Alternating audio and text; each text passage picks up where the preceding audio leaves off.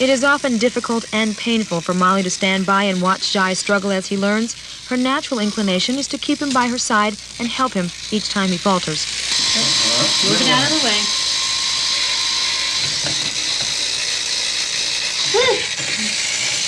Molly does try to defy her instincts in order to preserve Jai's sense of independence. She and her husband both know that developing Jai's feelings of self-worth is as important as his physical therapy. Combining those two key ingredients is what the University of Pennsylvania Hospital's horseback riding program is all about. There we go, Jai. Out you go. Once a week, Jai and 22 other youngsters make the trip out to Thorncroft stables. There, for one magic hour, they shed wheelchairs, crutches, and other medical paraphernalia and strap into the saddle. How you doing? How you doing, Steve? Riders in this unique program are between 3 and 23 years of age. Some are more severely handicapped than Jai, others less. But for all of them, horses spell their first real taste of independent mobility. Well, what we're doing is we're really giving them physical therapy on horseback, using the horseback of the base. Jennifer Bream runs the riding program. She brought the idea of horseback therapy here from her native Great Britain. We're giving them 4 strong legs underneath them and giving them exercises to improve their balance, their coordination, posture, stretching structures, and of course giving them self-confidence, because with the handicapped they usually need either somebody to help them move or some mechanical aid for them to move. And what we're doing is we're teaching them how to control their horse so they gain self-confidence, independence, and of course, as you can see, all this brings happiness. Do you know that you are a very special person? Yes, I do. I started the program it's probably been about 3 years ago, right after I returned from Iraq in 2009. Come on. I think from a soldier standpoint, when we get back, there's so many things that's going on with soldiers that we need to find some type of peace. Yeah, I was fortunate enough to be at the VA, and after going through a couple therapeutic regimens, they mentioned to me that there was a horse riding program and asked if I'd be interested. Come on. When I started looking at the horses, I was like, I'm not sure if I want to go in the stables with them.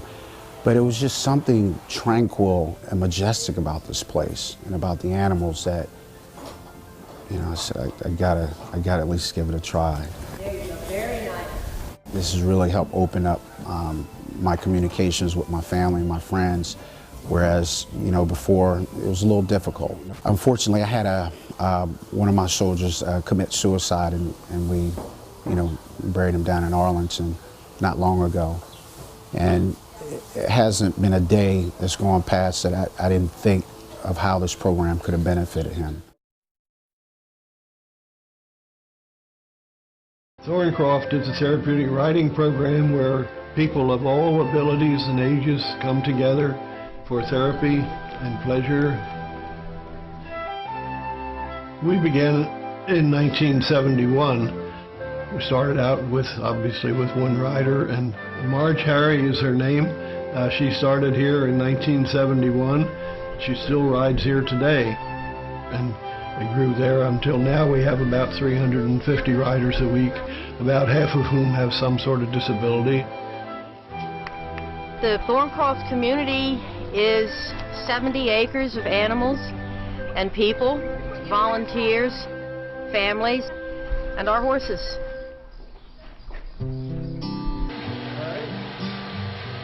Therapeutic horseback riding, as we have it here at Thorncroft, is a way of providing therapy for people using the horse.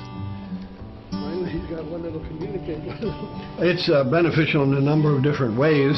Those with physical disabilities, I think it's pretty obvious that they are getting a physical exercise. They are getting something that nothing else can provide. The movement of the whole body in the exercise, it's something in a therapy room really can't provide. Been in the chair for about 2 years.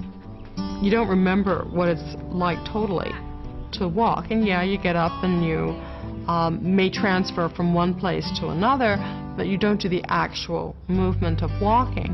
One of the things that you need to be able to do is to believe that you can improve. I think the biggest change for Ryan, or the effect for being on a horse, for the first time he could participate in an activity that no one else could.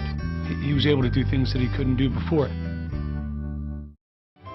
We had a young woman from Poland. We had a woman from Brazil, a young couple that was here from Israel that went back and started a program there. So we've actually been the genesis of programs beyond the United States.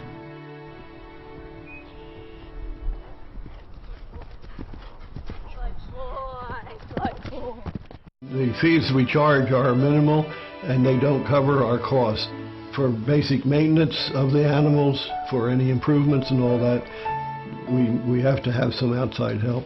A secure future for Thorncroft would include having an endowment fund that would be in and of itself able to generate the capital necessary to keep the farm running, so that there wouldn't be the tremendous pressure that exists today to raise the money to keep the program going, to keep the scholarship funds open.